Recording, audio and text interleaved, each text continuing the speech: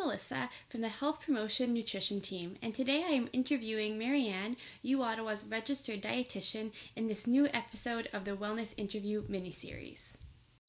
What are the first steps to start eating healthy while still enjoying what I eat? What are some good resources to guide me? Well, I'm so glad you asked that question in that way. How do we have a healthy diet that's also an enjoyable diet? One of my pet peeves is that nutrition information is often framed in terms of what not to eat, but this seems to lead us down a path of denial and deprivation. I think it's much easier to flip things around and focus on choosing foods that nourish the body and help it stay well and healthy. And if we do this, if we focus on what we want to eat, we discover whole categories of foods that are great for our health. All vegetables, all fruits, all whole grains, nuts, seeds, and plant proteins are nutritional powerhouses. So finding more ways that are delicious and easy and enjoyable to build into our, to enjoy these foods in our diet, this is how we get to that healthy, enjoyable diet. In terms of online resources, the internet is great for finding healthy recipes. It is not so great for credible nutrition information.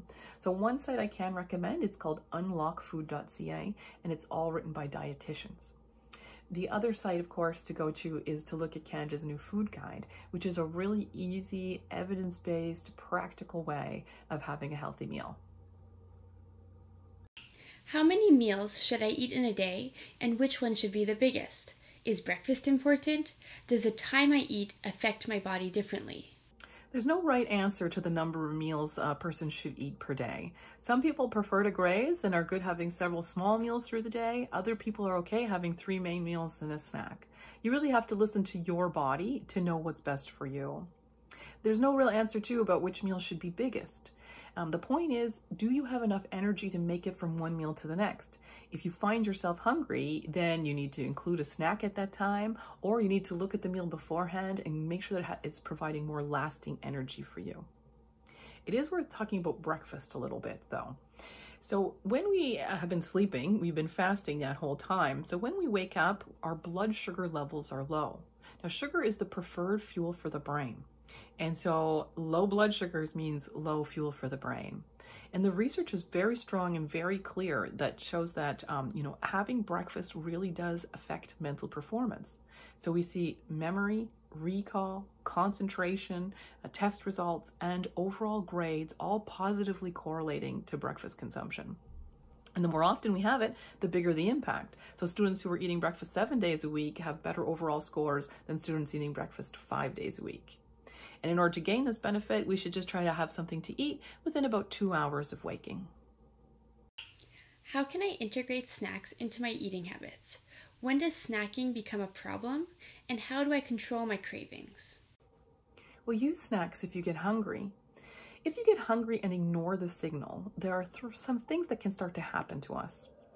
For one, ignoring that signal tends to weaken our ability to notice that signal. And knowing when we're hungry and being able to tell when we've had enough to eat is an important ability to a healthy lifestyle. 2, when we're really hungry, we tend to make worse food choices. We're predisposed to go for higher fat and higher sugar foods when we're hungry like that. And the third thing is we tend to eat more when we're really hungry. We kind of shovel the food in so fast that by the time we get the I've had enough signal, we've eaten a lot more than if we hadn't been very hungry. So if you find yourself hungry, say at 11 a.m. most days, start to plan a snack for it. By feeding yourself and by putting that blood sugars into your system, you're going to perform better and feel better. In fact, if you find yourself hungry at any time of the day, on most days, that's a sign that you need to put in a snack at that time of your day. Now, snacking can be a problem if we're eating junk foods, particularly if we're eating junk foods mindlessly or out of boredom or for emotional reasons. If you're snacking on healthy foods, you don't really have to worry too much, right? Vegetables and fruits relatively low in calories and super great for our health. So you can snack on carrots and celery sticks all day long. It will not do you any harm. Now, nuts and seeds are fantastic snacks if you're hungry. They are very nutritionally dense, but they are not good snacks to eat out of boredom because they have too many calories.